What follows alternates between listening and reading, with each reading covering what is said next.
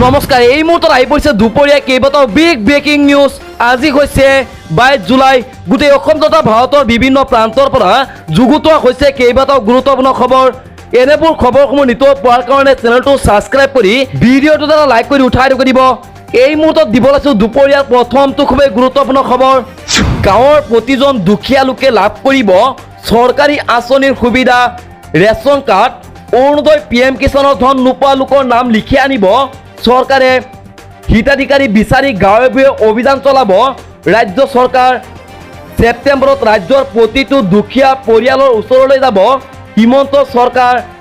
প্ৰতিটো দুখীয়া পৰিয়ালে লাভ কৰিব অৰুণোদয় ৰেচন কাৰ্ডৰ সুবিধা।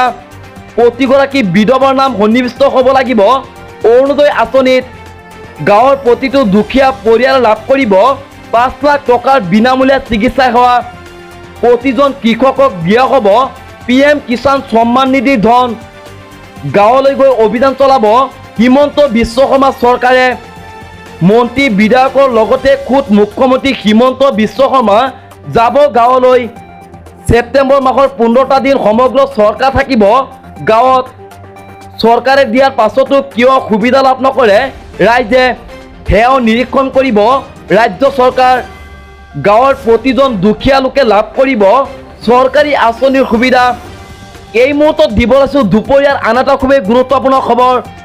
ৰাজ্যৰ লাখ লাখ পৰিয়ালে লাভ কৰিব বিনামূলীয়া LED বাল্ব। বিদ্যুতৰ গ্ৰাহকলৈ বৃহৎ ঘোষণা মুখ্যমন্ত্ৰী হিমন্ত বিশ্ব শৰ্মাৰ। প্ৰায় 50 লাখ পৰিয়ালক 4টাকৈ LED বাল্ব দিয়াৰ ঘোষণা কৰিছে মুখ্যমন্ত্ৰী হিমন্ত বিশ্ব শৰ্মাই।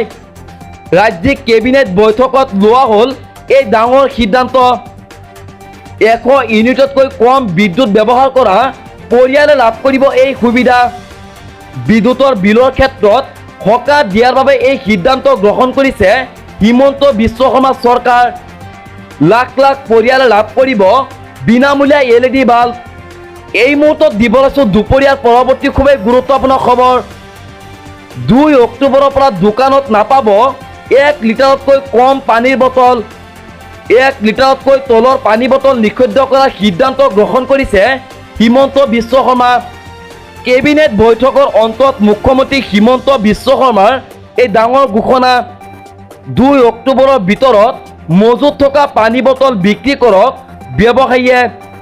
অহা বছৰ 2 অক্টোবৰত 1 লিটাৰ পানী বটলো বন্ধ কৰিব চৰকাৰে।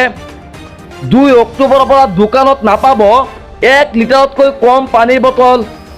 1 লিটাৰতকৈ তলৰ পানী বটল নিষিদ্ধ কৰাৰ সিদ্ধান্ত হিমন্ত চৰকাৰৰ। কেবিনেট বৈঠকৰ অন্তত মুখ্যমন্ত্ৰী হিমন্ত বিশ্ব শৰ্মাৰ এই ডাঙৰ ঘোষণা। এই মুহূৰ্তত দিব লৈছোঁ দুপৰীয়াৰ আন এটা খুবেই গুৰুত্বপূৰ্ণ খবৰ। কংগ্ৰেছৰ বৃহৎ ঘোষণা। 500 টকাতেই লাভ কৰিব চিলিণ্ডাৰ। বিনামূলীয়াকৈ লাভ কৰিব বিদ্যুৎ। কংগ্ৰেছ চৰকাৰ হ'লে 5টা সুবিধা লাভ কৰিব দেশৰ জনতাই। 500 টকাতে গেছ চিলিণ্ডাৰ দিব কংগ্ৰেছ চৰকাৰে। জনতাক দিয়া হ'ব বিনামূলীয়া বিদ্যুৎ সেৱা। মহিলাৰ একাউণ্টত মাহে সোমাব 1500 টকা। বলবৎ হ'ব পুৰণি পেঞ্চন নীতি। মাফ কৰা হ'ব কৃষকৰ ঋণ। কৰ্ণাটকৰ পাছত এইবাৰ মধ্যপ্ৰদেশ দখলৰ ৰণনীতি কংগ্ৰেছৰ। মধ্যপ্ৰদেশৰ জনতালৈ কংগ্ৰেছৰ 5টা গেৰাণ্টি। কংগ্ৰেছৰ চৰকাৰ হ'লে 5টা সুবিধা লাভ কৰিব দেশৰ জনতাই। এই মুহূৰ্তত দিব লৈছোঁ দুপৰীয়াৰ আন এটা খুবেই গুৰুত্বপূৰ্ণ খবৰ। মই পদত্যাগ নকৰোঁ, ঘটনাৰে জড়িত কাকো ক্ষমা কৰা নহয় বুলি মন্তব্য কৰিলে মণিপুৰৰ মুখ্যমন্ত্ৰীয়ে। মণিপুৰৰ ঘটনাক লৈ ডাঙৰ মন্তব্য মুখ্যমন্ত্ৰী এন বীৰেন সিঙৰ। পদত্যাগৰ কথা মই এতিয়ালৈ ভবাই নাই। মণিপুৰত শান্তি উভতাই অনাটোৱেই মোৰ প্ৰথম কাম। ঘটনাত জড়িত কাকো ক্ষমা কৰা নহয় বুলি হুংকাৰ প্ৰদান কৰিলে মুখ্যমন্ত্ৰীগৰাকীয়ে। কালি আমি 4জনক গ্ৰেপ্তাৰ কৰিছোঁ। আৰক্ষীক অভিযান তীব্ৰতৰ কৰিবলৈ মই নিৰ্দেশ দিছোঁ। মণিপুৰৰ সমাজে নাৰীক মা গণ্য কৰে। নাৰীৰ অশ্লীল হানি হোৱাটো সহ্য কৰিব পৰা নাই জনতাই। কঠোৰতকৈ কঠোৰ শাস্তি দিয়া হ'ব অভিযুক্তক।